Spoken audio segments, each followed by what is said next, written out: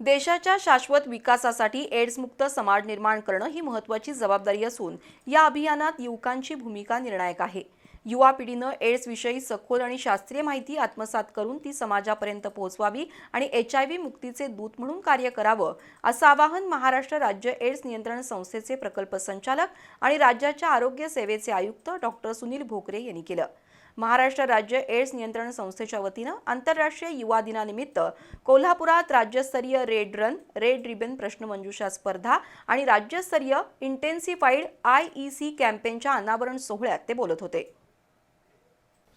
मुंबईच्या महाराष्ट्र राज्य एड्स नियंत्रण संस्थेच्या वतीनं आंतरराष्ट्रीय युवा दिनानिमित्त कोल्हापुरात राज्यस्तरीय रेड रन स्पर्धा, रेड रिबन प्रश्नमंजुषा आणि राज्यस्तरीय इंटेन्सिफाईड IEC कॅम्पेनचा शुभारंभ करण्यात आला।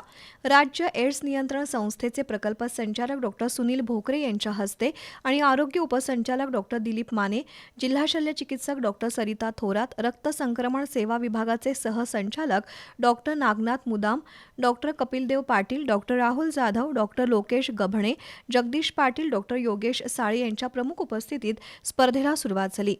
रेड रन ही केवळ शारीरिक क्षमता सिद्ध करणारी स्पर्धा नसून ती HIV मुक्त समाजासाठीची धाव आहे। मॅरेथॉन, प्रश्नमंजुषा, फ्लॅश मॉब, लोककला आणि विविध जनजागृतीपर उपक्रमांच्या माध्यमातून समाजात सकारात्मक संदेश पोहोचवण्याचा प्रयत्न केला जातोय। आजच्या काळात युवकांचा समाज माध्यमांवरील प्रभाव मोठा आहे, त्यामुळे सोशल मीडिया आणि डिजिटल माध्यमांचा सकारात्मक वापर करून युवकांनी एड्सविषयी अचूक माहिती समाजापर्यंत पोहोचवावी, असं आवाहनही डॉक्टर भोकरे यांनी केलं। त्यानंतर राज्यभरातील स्पर्धकांच्या सहभागातून रेड रन स्पर्धा उत्साहात पार पडली। त्यामध्ये कोल्हापूरच्या प्रवीण कांबळेनं प्रथम, कोल्हापूरच्या अभिषेक देवकातेनं द्वितीय, नाशिकच्या कार्तिक कुमार करिहरपालनं तृतीय क्रमांक पटकावला। तर मुलींच्या गटात कोल्हापूरच्या सुकन्या शिवणेनं प्रथम, स्नेहल खरातनं द्वितीय, तर बुलढाण्याच्या प्रणाली शिगोकारनं तृतीय क्रमांक पटकावला। रेड रिबन प्रश्न मंजुषेत साताऱ्याच्या संचिता हत्तेनं प्रथम क्रमांक पटकावला।